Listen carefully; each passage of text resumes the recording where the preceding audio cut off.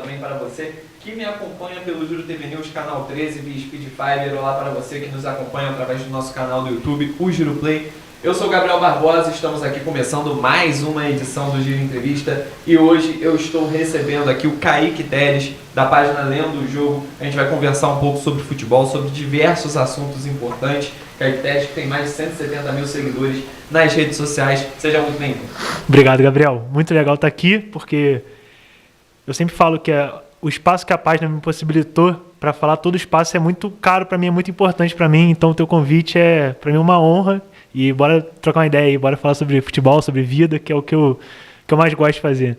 E Kaique, conta pra gente então, desde o início, como que nasceu o Lendo o Jogo, como que você teve a ideia de criar a página e ao longo prazo a proporção que foi tomando, se era algo que você esperava ou não, você criou a parada ali mesmo mais por hobby e tomou a dimensão que tomou. Sim, eu costumo brincar que o Lendo o Jogo nasceu há 22 anos atrás, que é a idade que eu tenho. E aí ele só foi lançado na hora certa, que foi quando eu estava ali no ensino médio. E foi sempre um sentimento que me incomodava, que eu sabia que tinha dentro de mim, porque a única certeza que eu tinha é que eu amava futebol. Então eu tinha que transformar isso em alguma coisa. Então me perguntavam sobre qual profissão eu queria seguir, sobre o que eu queria fazer, sobre o que eu queria ser. E eu não tinha certeza sobre isso. A única certeza que eu tinha era o futebol. Então ali a partir do ensino médio, isso começa a se tornar realidade, inspirado também em alguém que eu sempre cito, que é o Edu, que hoje até a gente é sócio, trabalha junto, tem um programa junto, e inspirado nele, eu começo a página no Instagram para falar de futebol, para jogar um pouco do que eu tenho dentro de mim para fora, que era esse sentimento de quase chegar ao ponto de gritar, para tirar isso de mim, que era de falar de futebol, de passar minha visão sobre futebol.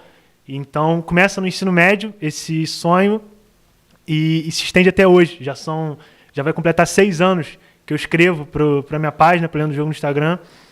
E é muito legal, porque hoje eu consigo me conectar com muitas coisas a partir disso. Então, o futebol, eu sempre falo que foi o meio mais importante da minha vida, porque eu consegui me conectar com todos os assuntos hoje que eu abordo, seja extra-futebol, né, seja algo social, algo político, algo econômico, uma relação pessoal, a partir do futebol. Então, esse sonho começa assim, na escola, atravessa ali a pandemia, onde eu consigo explodir mais em relação a seguidores e segue até hoje. E mais especificamente, você se recorda da data que você criou o Lendo o Jogo? Você tem isso na cabeça, não? Cara, se eu não me engano, foi 23 de abril de 2019, quando eu fiz o primeiro post. Eu crio ali numa madrugada, como eu falei, era algo que estava ali dentro de mim, eu não sabia como jogar aquilo para fora, como expressar aquilo, e isso se reflete nisso que eu falei, foi criado na madrugada, eu ainda inspirado no Edu, no que ele fazia nesse formato, que era de alguém individual, alguém que não trabalhava numa empresa jornalística, porque apesar de eu fazer jornalismo hoje, apesar disso já ser uma realidade maior para mim nos dias de hoje, na época eu me via muito distante de uma bancada de debate de futebol numa grande emissora, porque a gente aqui de Petrópolis não tem tanto contato com isso, tem que às vezes descer para o Rio para ter um maior contato com isso. Então ele foi uma inspiração muito grande por causa disso, por ser uma ponte para mim, para encontrar essa realidade de falar de futebol, de eu com meu próprio celular, eu sozinho de casa, conseguir construir isso. Então, se eu não me engano, é 23 de abril de 2019 que eu começo, ainda na escola ali, acho que eu estava no 2º ano do ensino médio, e aí ali fui ajeitando as arestas, fui estudando muito, fui me dedicando bastante, porque eu sempre amei futebol, mas eu nunca me aprofundei tanto no futebol. Hoje eu descubro o quanto nada eu conhecia de futebol. Eu só sentia muito pelo futebol, mas conhecer de futebol, saber de futebol é outro polo, assim, uma coisa muito diferente. Então, começa a partir de 2019, com uma sequência maior em 2020, 2021. E a gente conversava e você citou também agora na sua fala, que a pandemia ali, o período da pandemia, foi o que impulsionou e catapultou ainda mais o Lendo o Jogo, né? Foi onde você criou ali a sua base ali de seguidores, criou ali o seu público. Como que foi lidar justamente com isso, né? Com esse crescimento que você via que era ali iminente e que se expandia até de forma bastante espontânea e talvez naquele período você não imaginava que ia expandir da forma que expandiu. Sim. Como eu falei, começava como um sonho, então, como todo sonho, eu tinha pretensões de onde chegar, mas nem imaginava que poderia atravessar uma jornada tão legal, assim, uma jornada tão grande que hoje eu consigo carregar. Então, esse tempo da pandemia, ele serviu muito para eu ter acesso a mais conteúdos, a ter tempo para consumir mais futebol, para ouvir mais pessoas. Apesar de ser um momento muito ruim para toda a sociedade, para mim também mentalmente, eu encontrei muito de refúgio dentro do futebol, dentro de me aprofundar nesse mundo. Então, eu conhecer de futebol, eu começar a página, começar a focar mais na página, acontece nesse período, por eu não ter outras ocupações, como sair de casa, como ter uma jornada ou de trabalho ou até de estudo presencial. Aí eu concentro todas as minhas forças no futebol, em assistir futebol e aí em produzir conteúdo também. Então, a partir dessa constância, dessa regularidade, de buscar me aperfeiçoar, de buscar também produzir mais conteúdo, eu consigo ali nesse período alcançar mais pessoas. E é até irônico porque é um período onde não tinha futebol ao vivo. Eu tinha que buscar ali futebol em reprises, às vezes debates ou filosóficos ou aprofundados em outra perspectiva no futebol, porque futebol mesmo foi depois de um tempo começar a ter. E aí nesse período eu começo a produzir conteúdo de um certo formato, começo a angariar meu público ali passinho a passinho.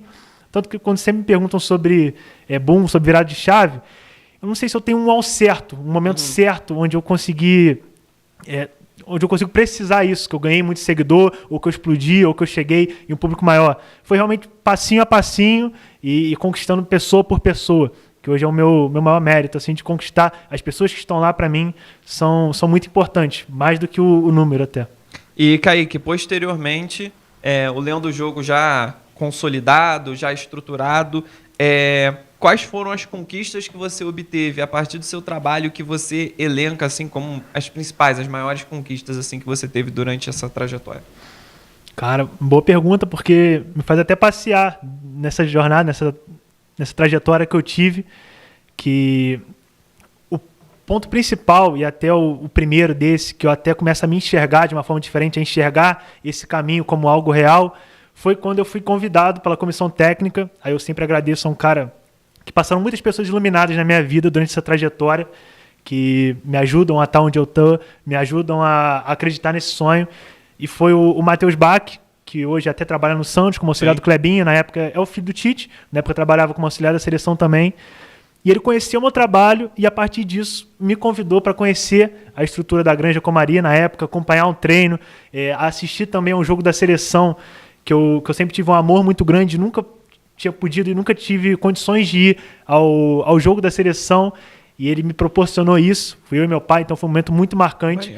Para mim, se fosse para simbolizar ali algo a virada de chave que eu estava falando aqui, né, seria mais nesse momento do que até num número ou num vídeo que explodiu, porque ali eu me reconheci como um cara importante dentro do meio, um cara relevante. E eu não tinha nem 10 mil seguidores, mas eu entendi que o meu potencial era grande a partir dos olhos dos outros, que me viram ali, me enxergaram, confiaram em mim, apostaram em mim.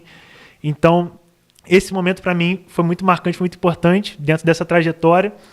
E aí, depois disso, eu vivo coisas muito legais. Você é até injusto de esquecer alguns e algumas pessoas que passaram por parte da minha vida, mas também agradecer outro amigo, um irmão que eu conquistei na bola, que foi o André Veloso, que me levou para conhecer também a estrutura do Flamengo, tanto do Ninho, depois a estrutura profissional, e isso também me marcou muito. São momentos desse tipo que te elevam assim a pensar, pô, realmente acredito no meu trabalho, realmente eu tenho potencial para buscar mais, ou posso motivar aqui, botar mais gás.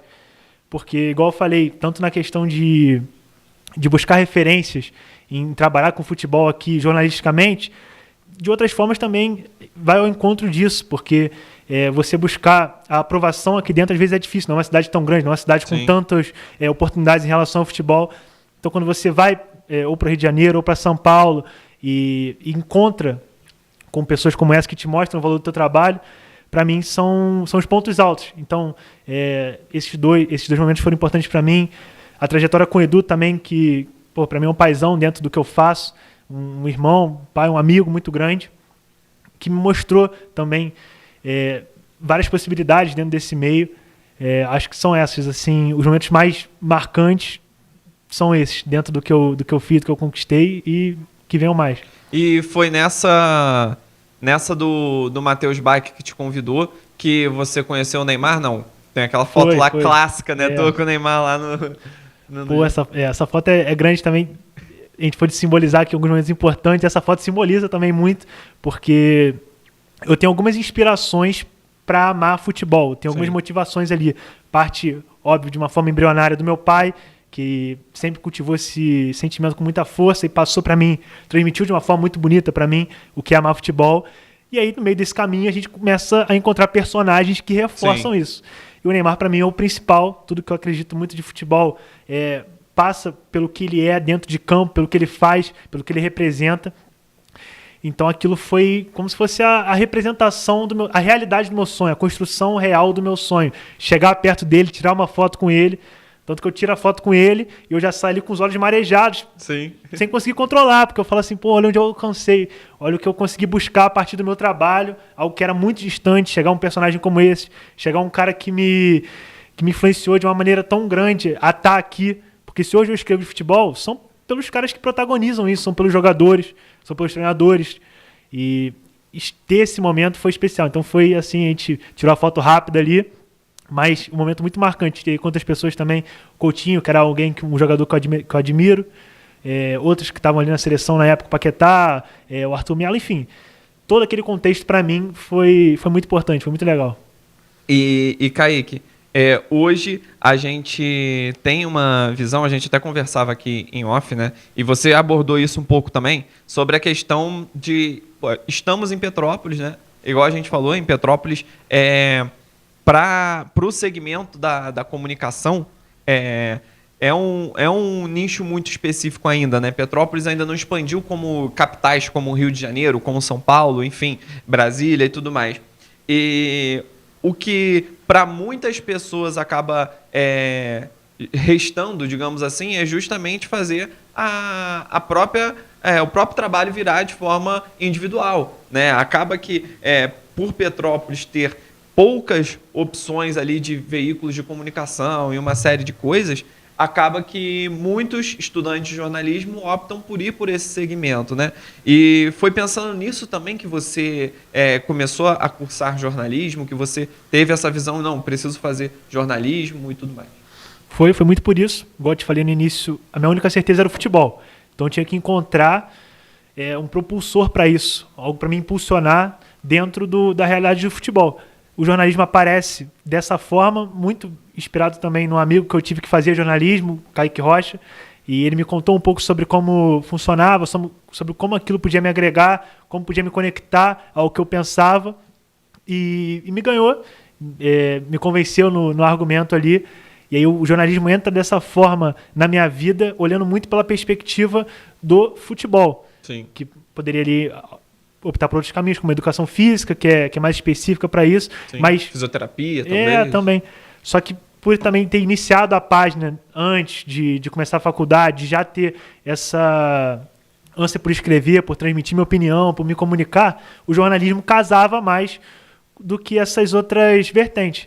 E aí o jornalismo entra dessa forma na minha vida e é engraçado porque o contato maior que eu tenho com o jornalismo, até o aprendizado maior que eu tenho com o jornalismo, nem é em relação ao que eu sei de futebol. O que eu sei de futebol eu busquei em outras castas, outras pessoas, outros lugares.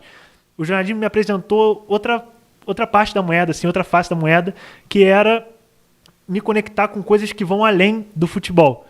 E tem até uma frase muito boa, que eu não lembro agora de quem era, não sei se era do Garganta, que ele fala que quem só sabe de futebol, nem de futebol sabe. Então o jornalismo me deu isso, que não era só do futebol, que era às vezes um contexto político, daquele um contexto cultural, contexto econômico. Então eu não tinha costume de ler, por exemplo, não tinha hábito de ler nenhum. O jornalismo me força isso, me coloca num contexto que é importante eu começar a ler, e eu não leio por obrigação, eu passo a ler por gostar daquilo, por aquilo me fazer um comunicador melhor, me fazer um ser humano melhor. E é muito importante o jornalismo nessa parte da minha vida. Então ele vai ali, eu busco ele para ser um encontro do que eu vou fazer em relação ao futebol, mas ele acaba agregando em outra parte muito importante também, que aí me completa como ser humano, como profissional, e hoje me ajuda bastante de ter essa perspectiva do jornalista, de ter essa temática toda que a gente tem acesso lá, de ter esse pano de fundo do jornalismo para executar o que eu faço que ali eu consigo me encaixar até em outros ambientes, em outros aspectos, mas o jornalismo entra dessa forma na minha vida. E agora vamos adentrar, então, nas camadas mais internas, digamos assim, do futebol em si. Você falando e tudo mais, né, me bateu aqui uma curiosidade. É o seguinte, eu até comentei recentemente num podcast no qual eu fui entrevistado, eu participei. Acho que todo jovem no Brasil tem o sonho de ser jogador de futebol, né? Acho que todo jovem que nasce no Brasil tem esse contexto. E, obviamente, que a cultura brasileira ela é totalmente voltada para o futebol. O Brasil é pentacampeão mundial, então tem uma série de coisas. O Brasil não ganha a Copa do Mundo desde 2002, né? A gente vinha, principalmente ali desde 2008, por aí, até 2010 mais ou menos, até 2019, 2020, que eu coloco ali como um ponto de mudança no futebol brasileiro, a gente vinha de campeonatos com nível técnico baixo, a gente não vislumbrava, por exemplo, times brasileiros jogando como na Copa do Mundo de Clubes contra times europeus e fazendo frente, vencendo. Pelo contrário, né? Em várias ocasiões os times brasileiros chegavam na semifinal do Mundial de Clubes e sequer passavam para a final. Então, eu queria saber de você, se você tem observado essa evolução, digamos assim, no futebol brasileiro, e os aspectos que você considera, eu tenho os meus, mas eu quero saber de você, os aspectos ali que você considera que ainda precisam mudar para o produto futebol brasileiro ser mais difundido.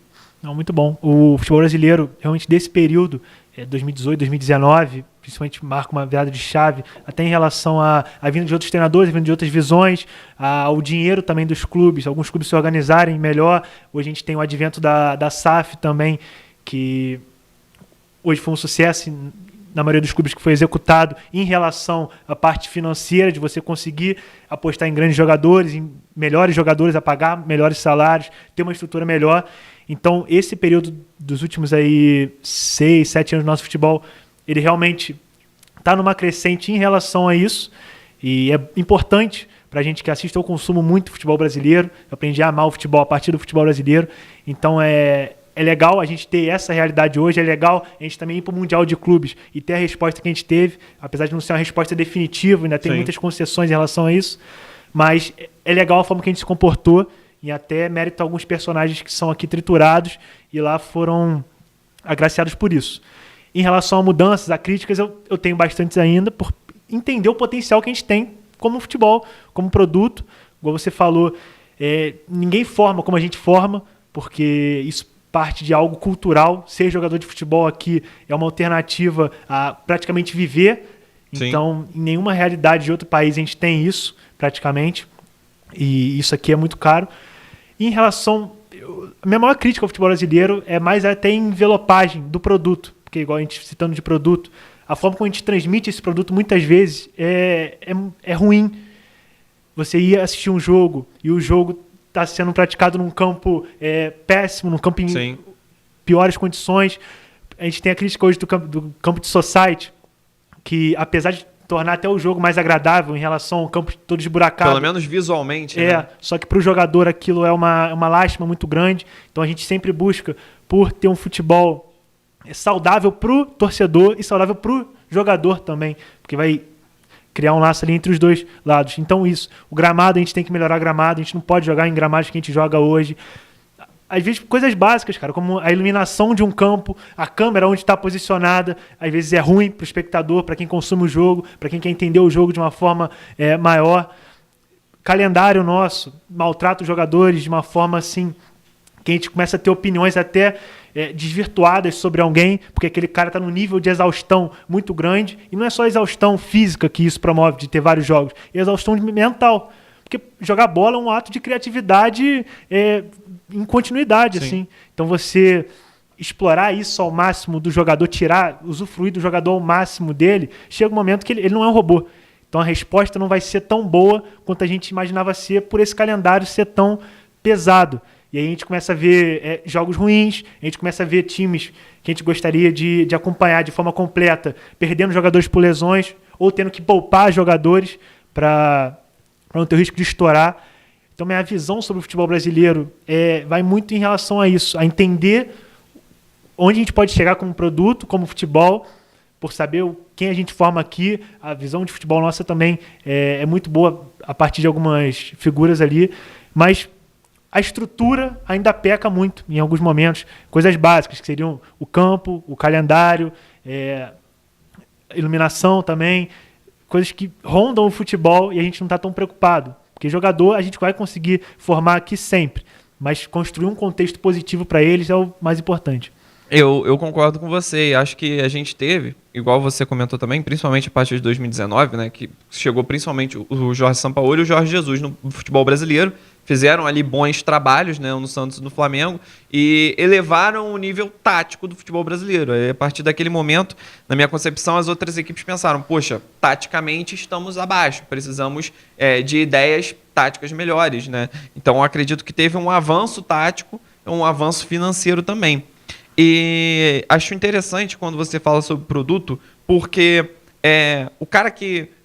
e eu converso com muitas pessoas apaixonadas por futebol, às vezes o cara que ele é apaixonado por futebol, numa terça-feira, 4 horas da tarde, está passando um jogo da Série B, por exemplo, do futebol brasileiro, e está passando um jogo da FL Championship, né, da segunda divisão inglesa.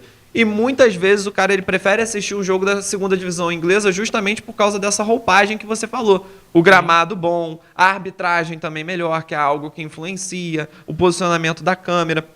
E às vezes, tecnicamente, o jogo da Série B do Brasil vai ser muito melhor e agradável de assistir do que o jogo da segunda divisão inglesa. Só que como o produto é vendido de uma forma diferente, o cara ele prefere assistir a segunda divisão inglesa em detrimento à Série B do Brasil, por exemplo. E acaba assistindo só, no final das contas, no futebol brasileiro, o jogo do time que torce. Sim, sim. E ver que é algo visualmente, mas que faz uma diferença muito grande, até em relação, às vezes, os uniformes, que aqui não estão bem diagramados um time com o outro, da iluminação que eu citei, da forma que o estádio ali funciona. Então são coisas que externas, mas que no final, ali no produto final, fazem muita diferença. A gente citou o caso da Inglaterra. A Liga também, a Liga Espanhola, é referência nisso, em questão de como ofertar aquele produto ali, até em transmissão, traz coisas inovadoras. Então, às vezes até a gente parte para um ponto para engrandecer esse jogador nosso que está aqui jogando nessas condições, joga muitas vezes em condições ruins, de tu jogar num campo ruim, isso influencia bastante até na forma que tu se relaciona com o jogo. Sim. Porque o técnico tem a ideia dele, principal, ele tem os princípios táticos dele, só que ele vai executar de uma forma na Série B do Brasileirão, ou seja, numa região do Brasil, e vai executar de uma forma totalmente diferente numa segunda divisão da Inglaterra, da Espanha, em outro país, muito por essa condição. Porque como é que tu vai sair jogando num campo que não te oferta essa possibilidade? Que o jogador vai ter dificuldade de dominar, porque se torna muito mais imprevisível, porque aquela bola pode bater num morrinho ali, quicar, e tornar mais difícil a execução dessa proposta.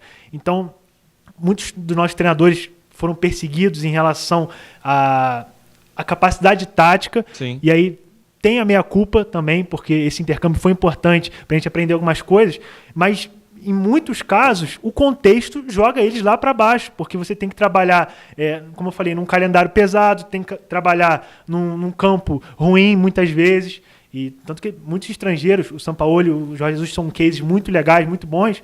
Só que muitos estrangeiros também batem aqui e voltam da mesma forma, porque é muito difícil trabalhar aqui. Não é demérito ou mérito maior de um. É porque realmente aqui não é só trabalhar com futebol. Aqui o futebol acaba sendo até a 4ª, 5ª página. Antes disso, tu tem que resolver muito problema.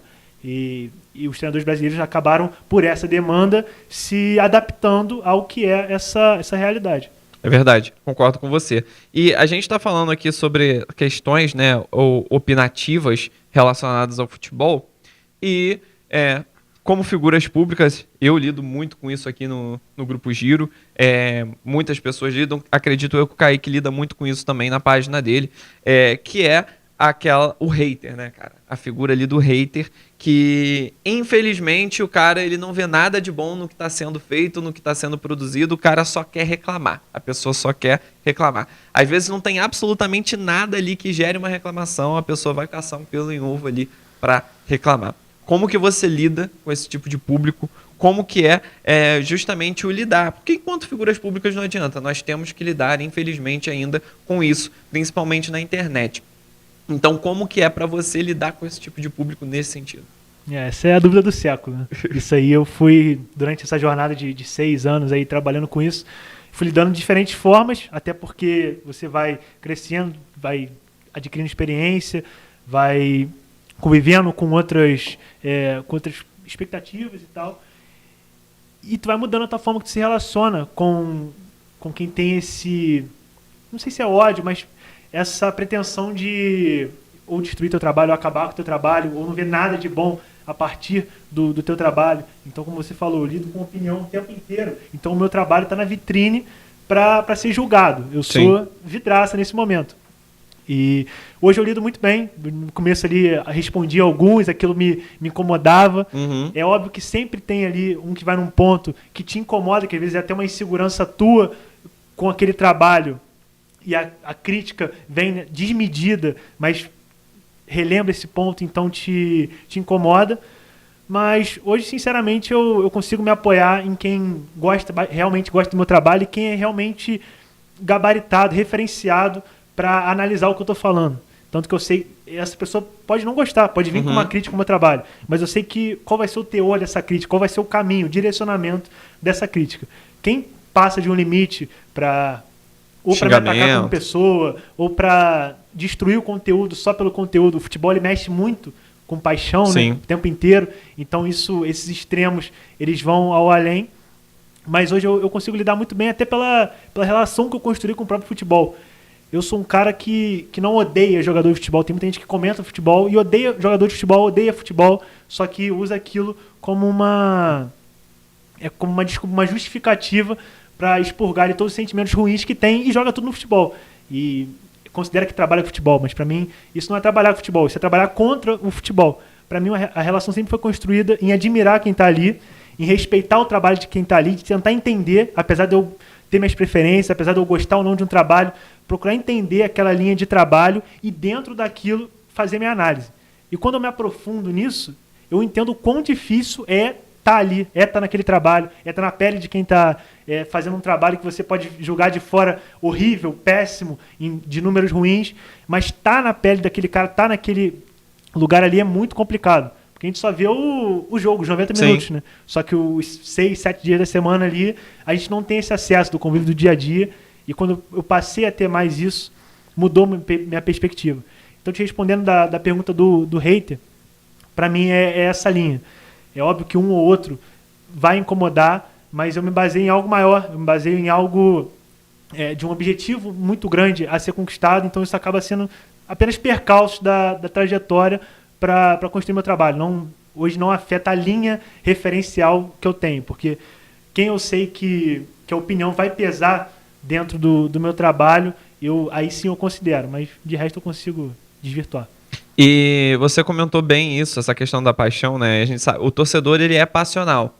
E eu acho que você comentou muito bem como isso aconteceu contigo, algo que aconteceu muito comigo também. A partir do momento que eu comecei a trabalhar com jornalismo, eu desvinculei, de certa forma, a análise do futebol, a análise do jogo, a análise dos acontecimentos relacionados ao futebol como torcedor. Hoje em dia, particularmente, eu tenho uma visão muito menos passional e muito mais analítica. E isso, essa separação que às vezes muitas pessoas não conseguem entender, muitos torcedores não conseguem entender. Porque o torcedor ele vai basear a opinião dele na paixão, muitas vezes colocando a paixão acima da razão. Esses dias, por exemplo, eu estava lendo no Instagram, né, eles printaram o tweet de um rapaz que ele xingou o Jorge Jesus após o Flamengo ter perdido por 3-0 para o Bahia. Não sei se chegou a ver esse post que fizeram. Uhum. Aí ele xingou o Jorge Jesus, aí depois passou um tempo, agora recentemente ele xingou o Felipe Luiz, né? E ambos fazendo ótimos trabalhos, né? Então, muitas vezes o torcedor ele coloca a paixão à frente da razão. E aí, quando há essa diferenciação que nós conseguimos fazer, porque trabalhamos com comunicação, trabalhamos com jornalismo, da visão analítica para a visão passional, o torcedor ainda, não todos, obviamente, mas eu vejo que muitos não conseguem fazer essa diferenciação que nós hoje conseguimos fazer. Sim, e o Gabriel, eu acho que o problema nem é o torcedor em si, porque é compreensível até certo ponto como ele se relaciona com o futebol. Para mim, o que mais me indigna, o que é mais motivo de crítica, são os intermediadores, que acaba sendo nós, falando sobre futebol, comentando sobre futebol, e a forma que a gente traz isso. Porque a forma que a gente traz isso também vai criar uma reação no público que consome, que assiste. Então é importante o nosso papel, enquanto conscientizador, minimamente, de como vai ser pautado toda essa discussão. A opinião, cada um vai ter a sua, vai cada um ir para a sua direção. Mas a forma que o debate é levado, para mim, é o mais importante, e isso é proposto por quem está com isso aqui, quem está com o microfone na mão, quem está com a caneta na mão para escrever. E essa sempre foi minha linha por causa disso, porque eu sei o que fomenta eu chegar aqui no microfone e destruir um jogador, destruir um treinador. Eu sei o que isso vai provocar. Provavelmente vai ser vantajoso para mim em relação à repercussão, a número de like, porque eu vou angariar um ódio muito grande das pessoas que estão ali assistindo, que cultivam esse mesmo ódio, e vou direcionar para essa pessoa. Então eu vou ter o quê? Vou ter o número, vou ter o like, vou ter o dinheiro que aquilo proporciona. O algoritmo vai entregar, porque... né? Só não vou ter a paz de deitar no travesseiro de noite e conseguir dormir. Então, para mim, o mais importante é a consciência desses intermediadores que passam, que transmitem o futebol, que fazem o futebol ser uma história, que fazem o futebol, às vezes, ser uma narrativa, e que fazem o futebol ser um debate.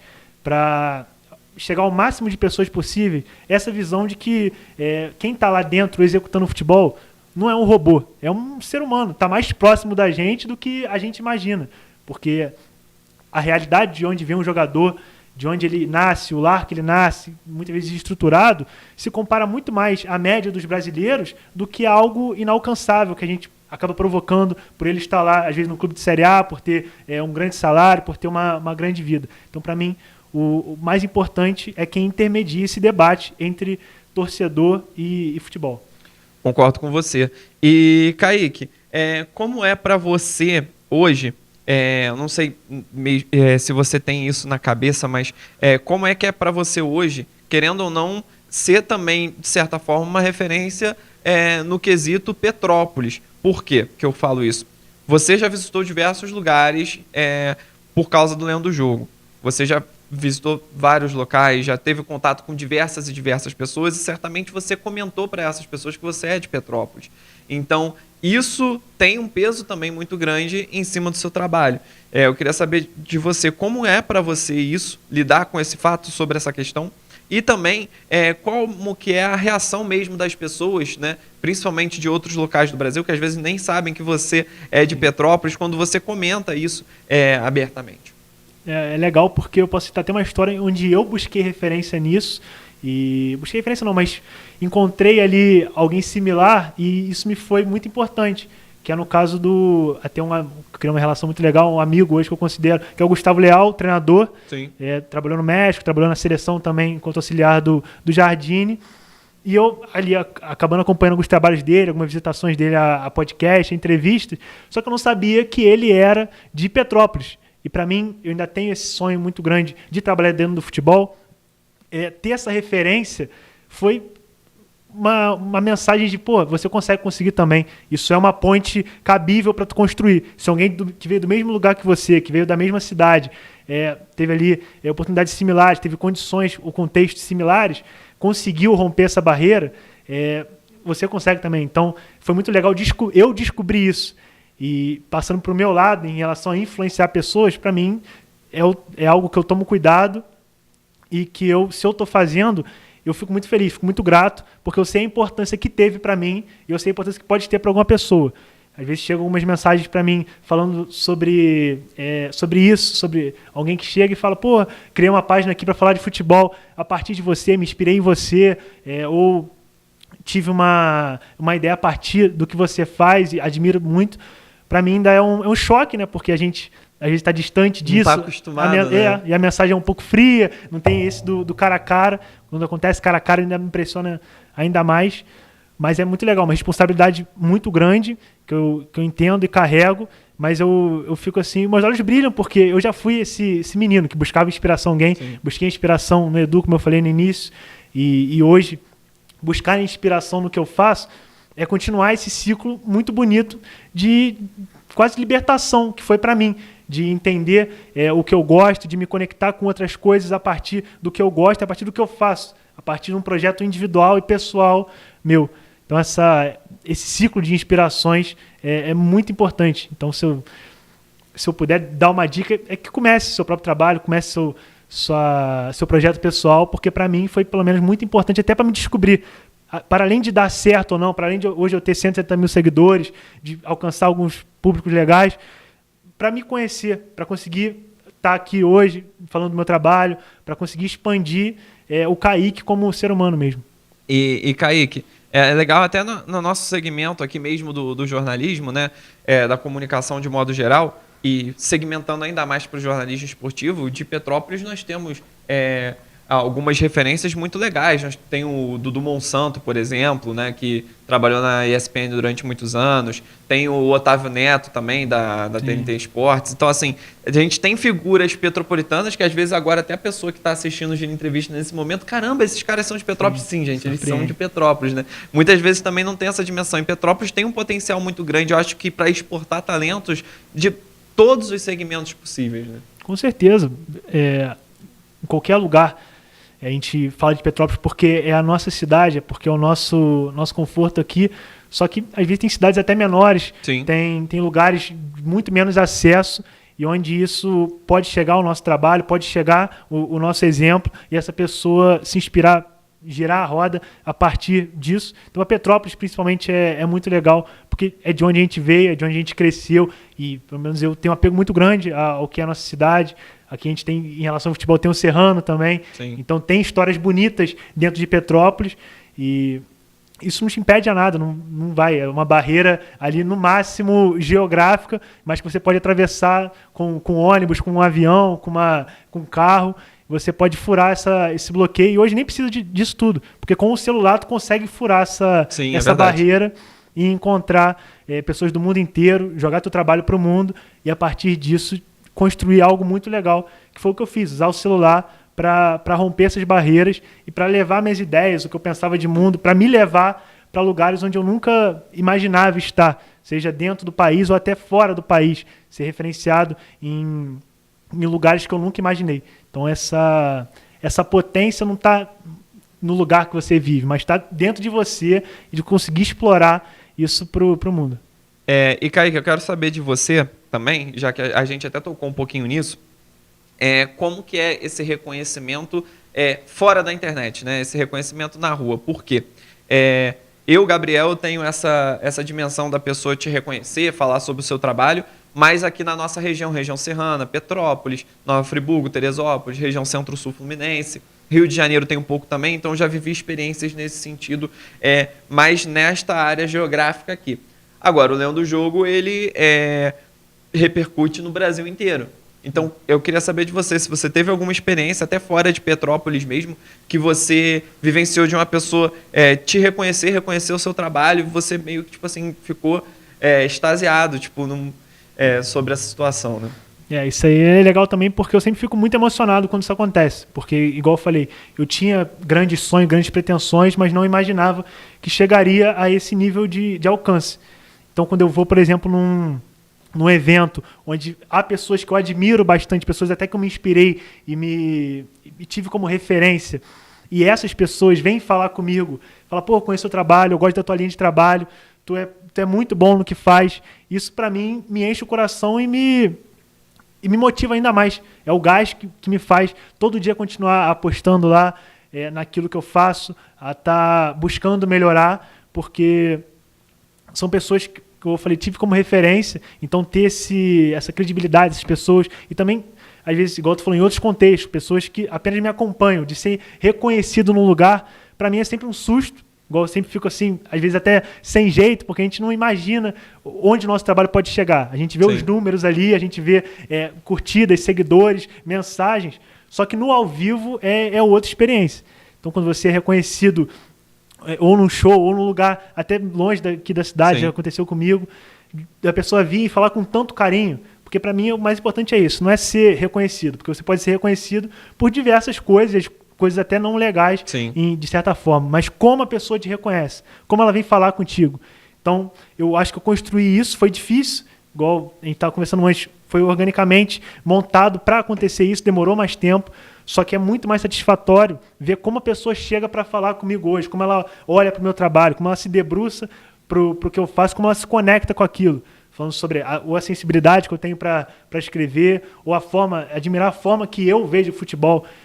Para mim isso é o mais importante, o como a pessoa chega, não ela chegar ou não. Então, para mim, isso aí é o mais fundamental. Quem eu construí dentro do meu trabalho ali, em nível de seguidores. E, Kaique, a gente tem um joguinho aqui no nosso programa, tá? Funciona da seguinte forma. São 5 tópicos, e aí você tem que responder esses tópicos em apenas uma palavra. O último tópico, ele é um pouco mais polêmico, digamos assim. Aí eu deixo expandir um pouco mais, aí pode elaborar mais ele, porque ele é um pouquinho mais difícil de responder. Vamos lá. Primeiro, uma comida. Eu gosto muito de bife. Bife, carne no geral. Carne, eu sou carnívoro. Uma música. Música. Porra, uma música. Vai falar o artista também, não? Pode ser o artista. BK, pra mim é o referência. Gosto muito de rap. BK. Estará em Petrópolis pela segunda vez, agora também no final do ano. Um ídolo. Um ídolo. Neymar, pra mim é um ídolo. E um lugar. Maracanã. E por fim, agora, que eu falei que pode elaborar um pouco mais, acredito que não tenha tanto, mas um ranço. Um ranço? Pô, boa pergunta. O nível do comentário de futebol nos dias de hoje, no contexto geral, me incomoda muito. De quem está comentando, igual eu falei, que já explanei essa dor que eu tenho de como trata o futebol. Para mim, isso se é algo que me indigna, me incomoda, é isso. Gente que tem um poder muito grande de alcançar pessoas, de estar com o microfone na mão e atacar quem está lá dentro do futebol. Sim. Não só pela crítica construtiva que a gente conversou aqui, mas atacar a pessoa que está ali, às vezes, sem nem conhecer aquela pessoa.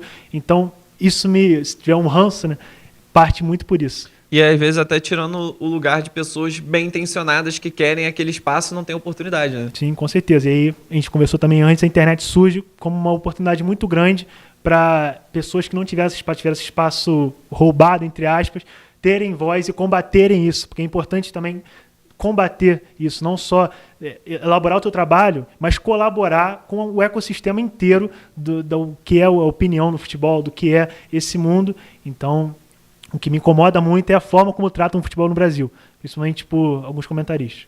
E quem é a sua maior referência no jornalismo esportivo? Caraca, boa pergunta, hein? Falar no que eu faço é o Edu, como eu falei, Sim. Foi minha maior referência para eu construir isso. Dentro do jornalismo esportivo ali mais mainstream, né?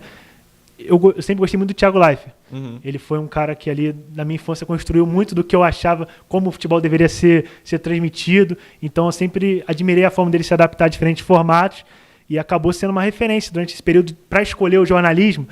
Alguém para eu olhar, era ele. Mas eu posso citar outros também mais nichados do que eu faço, que é falar de tática.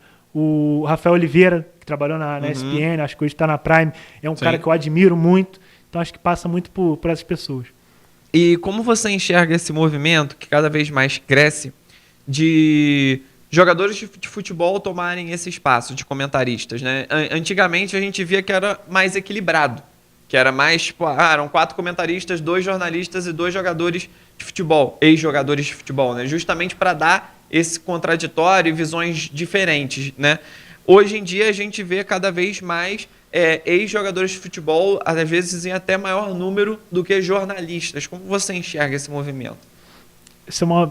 Para mim é fundamental. Eu já até escrevi um texto há pouco tempo no meu Instagram sobre isso, quando aconteceu do Felipe Melo ir para a Globo, e ele foi atacado por alguns jornalistas que questionavam isso, do jogador ter mais espaço do que alguém que se formou em jornalismo. Só que tem um porém aí. O jogador de futebol, ele faz uma faculdade que nenhum de nós vai ter acesso, que é a faculdade de jogar futebol, Sim. que é a mais difícil do mundo. Mais difícil até que uma faculdade. Sim, não, e das melhores, uma faculdade de medicina, é mais difícil se tornar jogador de futebol desse nível, de pegar uma Série A, de pegar nível estrangeiro, do que uma faculdade tradicional, né, comum. Então, o espaço do jogador de futebol, para mim, eu respeito bastante e aprendo bastante com esses jogadores que estão lá. Porque a gente não pode fazer a faculdade do futebol, mas eles Sim. podem fazer a faculdade de jornalismo depois que pararem. Independentemente se fizer ou não, eles têm essa possibilidade. Então, para mim, verdade. eu sempre aprecio muito o que eles têm a passar. E eu tô falando isso como um cara que não foi jogador de futebol, passei longe disso, não joguei bola. E sou esse outro lado da moeda, que é o cara que comenta mais com a teoria e tentando agregar a prática desses caras. Por isso que eu falo que é positivo. Porque eu filtro a prática que eles têm a passar. E aí é óbvio que você vai ter, assim como tem o jornalista bom e o jornalista ruim, vai ter o jornalista ex-jogador que é bom e o que é ruim. Sim. Vai passar, é óbvio, pela capacitação dele depois, por buscar aprender formas de transmitir o que ele pensa e o que ele experienciou. Porque não adianta você ter experiência e não conseguir transmitir aquilo. A experiência é muito importante, mas tem que ter um intermédio de como ser transmitido. Tem até aí puxando para o lado de treinador, tem uma frase de um treinador que perguntam a ele se precisa ser jogador para se tornar treinador, e ele responde que faz uma analogia com o jockey, que ele não precisa ser cavalo para ser jockey. Só que eu vou numa contrapartida porque tu não tem a experiência, tu não consegue alcançar a experiência de ser um cavalo. Mas dentro do futebol, tu consegue a experiência de ser um jogador. Então, quem tem isso, tem um caminho muito grande já andado para depois comentar futebol, falar sobre futebol, porque tem um know-how ali muito grande. E então, a minha visão é essa. Eu tenho referências tanto do lado dos jogadores quanto do lado dos jornalistas, mas eu apoio muito essa entrada dos jogadores, porque eu aprendo demais com essa experiência que ele tem a passar. E nós temos até exemplos, né, de treinadores de futebol que não foram jogadores de futebol, né? O Oswaldo de Oliveira, por exemplo, né? Acho que de todos é o exemplo que mais teve sucesso, mas nós tivemos na década de 90 o Apolinho, que era jornalista, comentarista, virou técnico do Flamengo. Nós temos o Rui Águias, também português, que foi auxiliar do Gesualdo Ferreira dos Santos, que ficou famoso fazendo análise tática na televisão e no Twitter, e aí foi convidado. E isso é normal, a nova geração de treinadores brasileiros tem muito disso. Eu acredito que sim. Exatamente essa pergunta que eu tenho para te fazer. Se você acha que a gente pode ter uma nova geração aí de técnicos no futebol brasileiro, que não necessariamente foram jogadores de futebol, mas são pessoas que cresceram com esse amor pela tática, por conteúdos táticos e produzindo conteúdos táticos e que podem vir a ser grandes treinadores. Pode, com certeza. A gente tem uma safra, uma leva muito boa. É porque no Brasil a gente acaba triturando, independentemente de ser jogador ou de não ser, a gente tritura o treinador e acaba com ele muito rápido. Então aqui ninguém presta mais, ninguém vale de nada, muito rápido. Num período ali de tempo, você vai do céu ao inferno muito rápido. Mas a gente tem bons treinadores aqui, jovens. O Felipe acaba sendo um caso de ex-jogador, mas a gente tem o Seabra, que é um cara muito bom. O próprio Barbieri, que surgiu numa geração anterior, é um grande treinador. Treinadores brasileiros que foram vivenciar fora isso. Igual eu falei do próprio Gustavo, que eu criei uma relação de amizade, mas é um grande profissional. O Jardine, que treinou o São Paulo e está conquistando ali uma hegemonia muito grande na América do México. A gente tem muita gente boa, cara. A gente tem muitos profissionais gabaritados. A gente acaba massacrando muita gente, só que não vê. Quando tem um contato minimamente ali, tu entende que tem muita gente gabaritada para isso. Dá tempo, dá uma condição boa para ele, dá um contexto legal para ele se desenvolver e buscar no futuro colher esses frutos, independentemente do cara ser ex-jogador ou não, abraçar ele dessa forma. Às vezes o que esbarra na dificuldade desse cara ter mais dificuldade de triunfar no futebol sem ter sido ex-jogador é uma questão que extrapola a tática, que é de gestão de grupo, de tu ter essa malandragem, entre aspas, para lidar com o jogador, que é muito importante e é subestimada, mas isso com o tempo tu vai colhendo também pelo caminho, acredito. E, Kaique, quero te agradecer então, cara, pela conversa. Né, só para citar também, acho que nessa nova geração, o Arthur Elias, da seleção feminina, acho que é um que tem referência. Vem se tornando uma referência, acho que em breve vai explodir ainda mais na carreira, tem feito ótimos trabalhos. Mas, Kaique, muito obrigado por aceitar o convite, pela disponibilidade. Gostaria agora que você desse um recadinho aí final para todos que estão nos acompanhando neste momento. Pode falar suas redes sociais, um pouco mais sobre o seu trabalho, enfim, fica à vontade. Show. Não, eu que agradeço, como eu falei no início, para mim é sempre uma oportunidade muito cara estar aqui para falar do meu trabalho, porque eu sei quão difícil foi conquistar esses espaços, conquistar essa relevância. Então, em todo lugar que eu vou, eu fico muito grato por quem me chama, porque tem esse carinho pelo meu trabalho. E muito obrigado de novo pela oportunidade. Minhas redes sociais, para quem quiser seguir, @lendojogo no Instagram. E no TikTok também é a mesma coisa, @lendojogo. YouTube, a gente está no 3 na área, tá para voltar aí. E eu, Edu e Rafa, uma mesa muito legal de debate para quem quiser conhecer. acontece toda segunda e sexta. Então, para quem quiser conhecer, 3 na área no YouTube. E o Lendo o Jogo, em todas as plataformas aí, no TikTok tem, no Instagram, é minha conta principal. Chega lá no Instagram, @Lendo o Jogo, que eu vou te direcionar para todos os lugares. E só para deixar uma mensagem final que eu sempre deixo onde eu vou, que uma vez me perguntaram se eu carregava alguma frase, algum mantra comigo, e eu ali para buscar, né? É difícil buscar essas coisas. Sim, não, é realmente.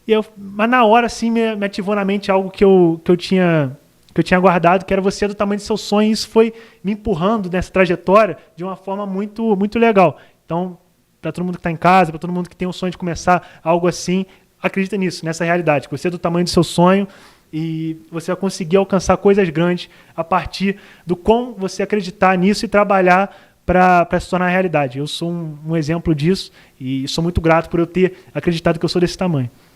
É isso, Kaique. Então, poxa, muito obrigado novamente, belas palavras. Agora eu quero conversar com você aí de casa que está nos assistindo nesse momento. Giro Entrevista toda sexta-feira, 8 horas da noite, episódio na íntegra aqui no canal Giro TV News, canal 13 via Speed Fiber.